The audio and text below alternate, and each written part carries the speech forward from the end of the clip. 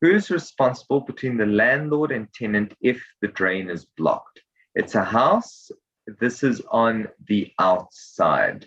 Cilna, I know that you mentioned this was a quick, easy one for you to answer. Do you want to go for it? Yes, thank you. I'll grab him because I always say to the agents that I'm training, actually did a long, exactly on this topic, a full 2.5-hour session for AISA yesterday. So I am ready with this one. I can answer this question in 2.5 hours or in less. So let's do less. So I always say to agents, landlords, tenants, everybody wants a list. These are the items that a landlord is responsible for, and these are the items that a tenant will be responsible for. It doesn't work that way. If we look at the Rental Housing Act and we look at the unfair practice regulations, the true answer is a landlord will always be responsible to maintain and repair anything that is damaged as a result of fair wear and tear.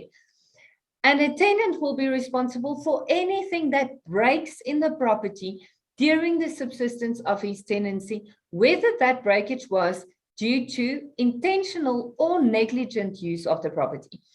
So then obviously that begs the question, what is fair wear and tear? And my answer is simply, if you are a reasonable person, so we apply the reasonable person test and we say, if you as a reasonable person occupy a property, the things that wear and the things that break and the things that's not lacquer anymore, that is fair wear and tear. It isn't that lacquer. Paint will wear in a few years' time. That's the way it is in a property. Tiles will crack, things will chip.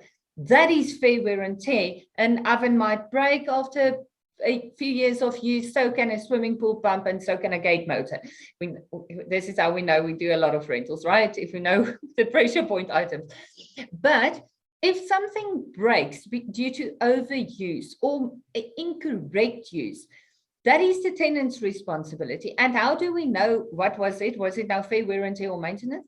You get an expert out. And by expert, I don't mean you Google the most experty gate expert in Johannesburg. You call your handyman and you say, I'll give my handyman's name away here, Philip. Philip, come check out the gate motor. What is wrong with this gate motor? Philip has done this a million times in his life. If he says, you know what, this gate motor typically goes for about 10 years.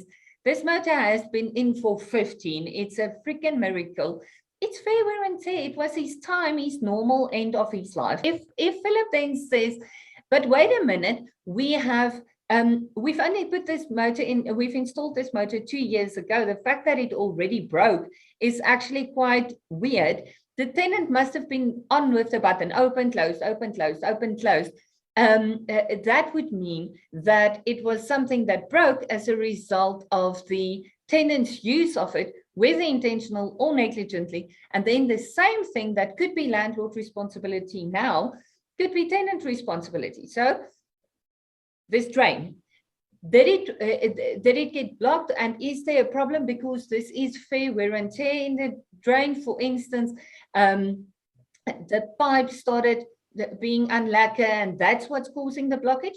Or is this a hair and fat blockage, which is due to use of the premises negligently or intentionally? Then it will be tenant responsibility.